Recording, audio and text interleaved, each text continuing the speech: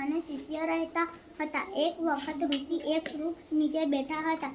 ત્યાં અચાનક એક શિષ્ય હાથમાં કશુંક લઈને દોડતો આવ્યો અને બોલ્યો, ઋષિવર, આપણા આશ્રમના ઉપવનમાં આ સસલું તરફ વળતું હતું.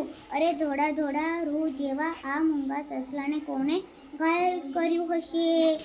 ઋષિ, આ સસલાને શું થયું છે?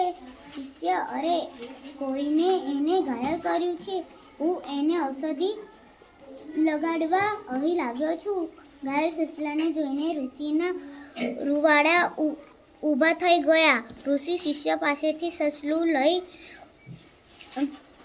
કુટીરમાં ગયા. ત્યાં જઈ ઋષિએ ઈશ્વરને પ્રાર્થના કરી કે જેમણે આને ઘાયલ કર્યું છે હોય એમને ક્ષમા કરજો. પછી ઋષિએ રૂ વડે સસલાનો ઘા સાફ કર્યો અને ઔષધિ લગાવી. થોડી વારે સસલાને કળ આવી એટલે ઋષિ પાસે રમવા લાગ્યું. સરસ, વેરી ગુડ.